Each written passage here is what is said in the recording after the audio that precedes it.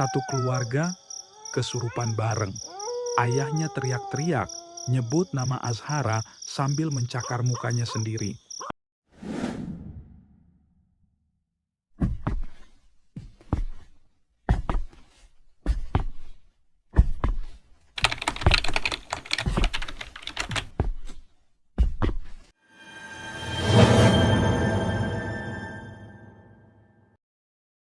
Assalamualaikum warahmatullahi wabarakatuh.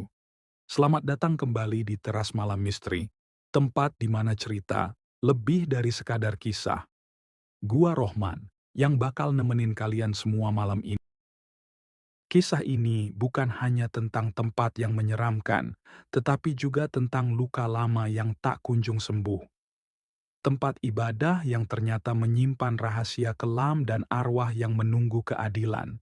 Ini adalah cerita tentang sebuah langgar tua yang dikelilingi oleh misteri dan teror, serta sebuah jiwa yang penuh penderitaan. Gua kasih judul cerita ini, Nisan Tanpa Nama.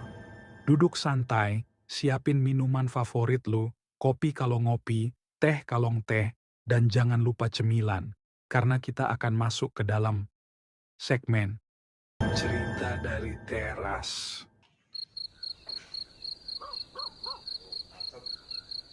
Malam itu, gua, Anggar, nyusurin jalan kampung yang bahkan di Google Maps pun jalurnya kayak sengaja disembunyiin. Tujuan gua jelas, nyari pesantren terpencil yang kata guru gua tempatnya sakral dan penuh berkah. Tapi nggak semua perjalanan menuju tempat baik berakhir dengan kebaikan.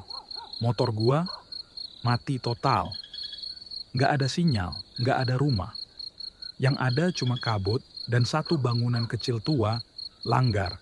Langgar itu berdiri sendiri, kayak dikutuk buat nggak roboh. Pintunya kebuka sendiri. Lalu ada suara ketukan, pelan.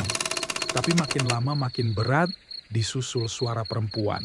Kamu akhirnya datang kembali, dan setelah itu, gelap.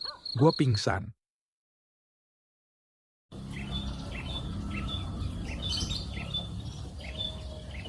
Pas bangun, gua udah di kampung kedua. Dibawa temen lama gua, Bagas, ke sebuah pesantren.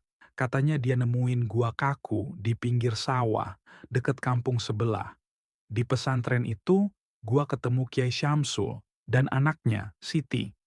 Pas gua cerita soal langgar itu, wajah Kiai langsung berubah.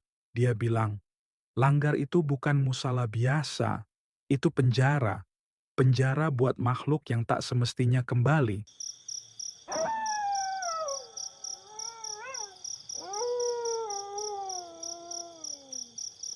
Beberapa malam setelah gua datang, kampung itu mulai berubah. Satu keluarga kesurupan bareng. Ayahnya teriak-teriak, nyebut nama Azhara sambil mencakar mukanya sendiri. Anaknya nangis darah.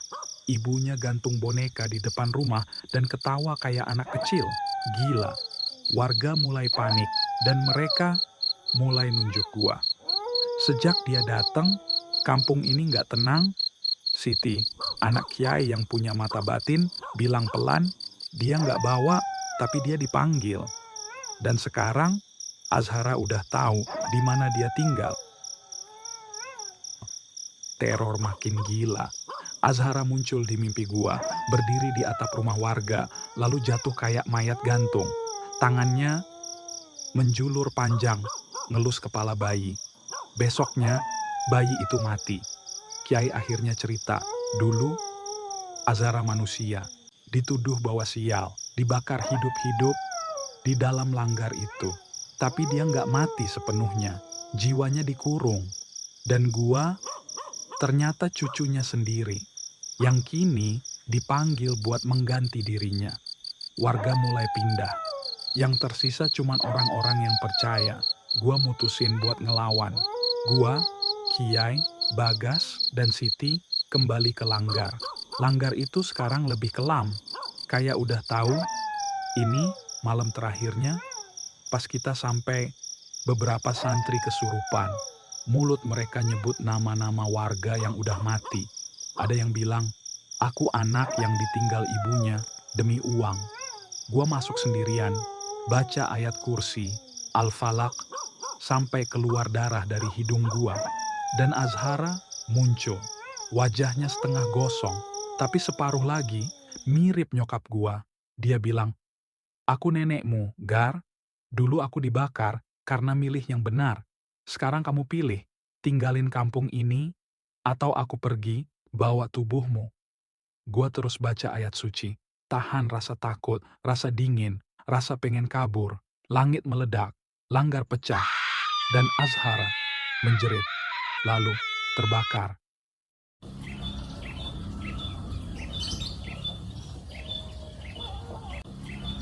Besok paginya, kampung itu tenang, warga sadar. Langgar runtuh. Yang tersisa cuma batu nisan, tanpa nama. Sekarang gua tinggal di pesantren. Tiap malam gua nulis tentang jin, luka lama, dan tempat-tempat yang seharusnya nggak didatangi. Karena kadang yang disebut langgar bukan tempat ibadah, tapi tempat pelanggaran antara dua dunia. Terima kasih udah nemenin gua di cerita malam ini. Kalau lo suka cerita-cerita horor, baik yang nyata, fiksi, atau urban legend, jangan lupa like, komen, share, dan subscribe channel Teras Malam Misteri. Dukungan kalian bikin gua makin semangat buat ngulik kisah-kisah tersembunyi di balik rutinitas dan gelapnya malam. Gua Rohman, pamit undur diri.